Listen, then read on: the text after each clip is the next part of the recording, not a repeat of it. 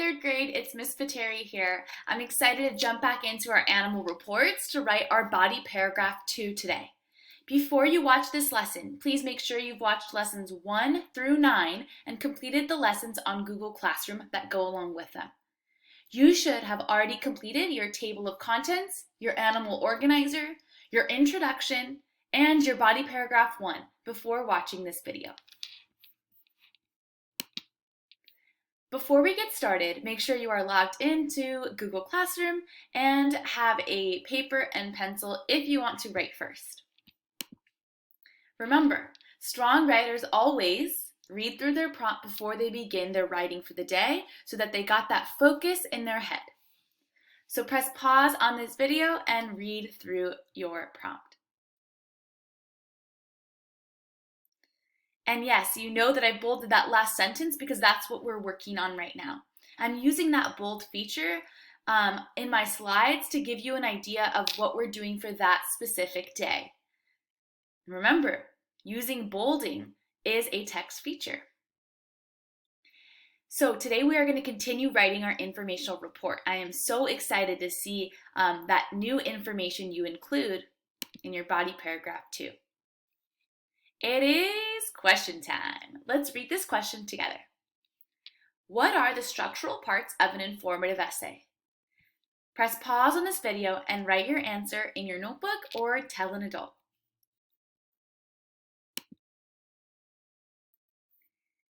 Yes, the structural parts are first the table of contents, then our introduction, where we introduce our reader to some of the things about our animal with some background information and a thesis statement. And next we have body paragraph 1, which we did in the last lesson. And today we are going to do body paragraph 2.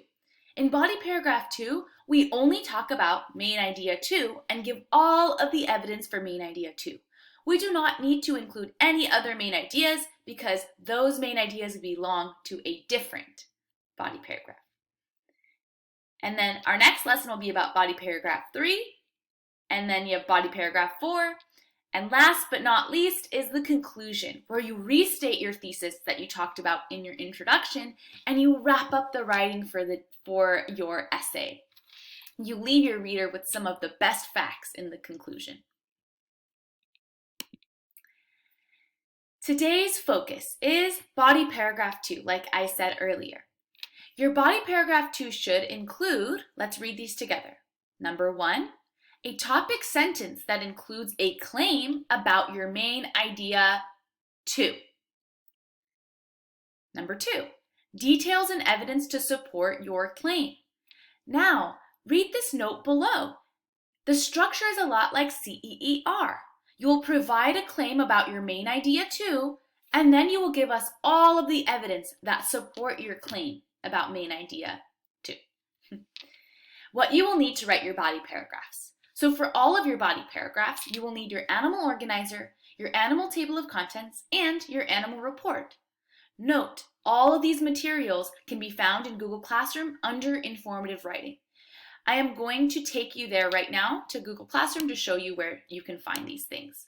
Here's your classwork section, and here is informative writing, where you have your animal report. Yours will be right here. You'll click on it. Your table of contents, which is right here. You'll click on it to open it.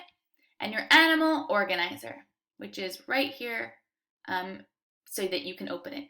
Make sure you open all those 3 things because you will need them every time you are writing. You have information on each of those materials that'll help you write your essay. Now remember, we are using the text feature of headings in our body paragraphs. Go ahead and press pause on this screen and read through what headings are. Even if you know what they are, this should be a review. Okay, oops. This should say,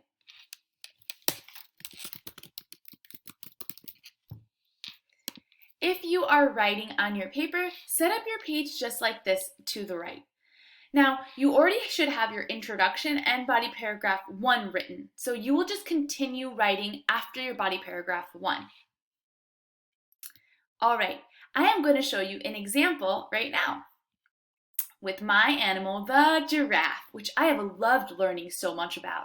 So I have my report up right over here, which has my introduction and my body paragraph 1, which was about the giraffe's appearance.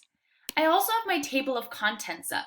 This is important because it'll tell me which main idea comes next. I also have my organizer up. This is where I have all of my facts organized to help me write my body paragraphs. This is where all my evidence is, and that's where all your evidence is too, about your animal. Remember, you're writing about your own animal. I'm just giving you an example using my animal, the giraffe. So that hopefully that will help you when you're writing your essay. Okay, so like you can see, I finished my introduction and my body paragraph 1. Now I, as a strong writer, like to always read through my writing before I begin my writing for the day so that I can make sure that my writing flows and makes sense. Go ahead and press pause on this video and read through my introduction here and my body paragraph 1 so you can help me best write my body paragraph 2. Alrighty friends, thank you for reading through that with me. Now I am going to go to my table of contents because that's going to tell me what is my next main idea that I'm going to talk about. In the land of grass. Oh yes, I made that creative heading so that I knew I was talking about what main idea? What main idea do you think In the Land of Grass is going to be talking about? If you said habitat, you are correct. And I notice it starts on page 3, so I want to make sure that in my report, I make this body paragraph start on page 3. Here's a tip. You can actually just do this. Select this text, go to Edit, Copy, and then go to your report, to that 3rd page right here, and go to Edit, Paste. And it actually just puts it there for you. You don't have to rewrite it. And I want to make sure I use that same formatting I used up here. I notice I bolded the heading up here because headings are bolded so that they stick out. So I'm going to select this and go to the B here. That bolds it and makes it darker. Now I want to click on this to see what size it is because I want to keep my writing organized and consistent. I see that this is size 24, so I want to make sure that this is also size 24. There we go. Beautiful. Okay. Now I want to go up. I put this checklist here. It says that I have to use my notes to draft at least one body paragraph that addresses the first, and this won't be the first main idea, this will be the second main idea from the table of contents. Okay, I did that already. I already put my main idea from my table of contents. You will also notice that in your thesis, it should be in the same order. So I first, in my thesis, talked about the appearance of my giraffe, and then next I talked about the savanna in Africa. That means that is their habitat. That is where they live. And that is also what I'm talking about next. It should follow the same order as your thesis and your table of contents. Okay, the next thing I need, my body paragraph includes a clear claim that tells readers what they will learn about in the paragraph. Okay, so I need a clear claim. I'm talking about their habitat. I want to make sure I have the same size font over here. Okay, my clear claim, I don't want it bolded or underlined. So I'm going to actually go to my organizer to see some things that I know about the giraffe already in habitat, where they live. It says grasslands, tall trees, savanna areas, sub-Saharan regions of Africa. Okay, so that's some of my evidence. Now you should have more evidence under this category than I do. You should have about 4 to 5 bullet points.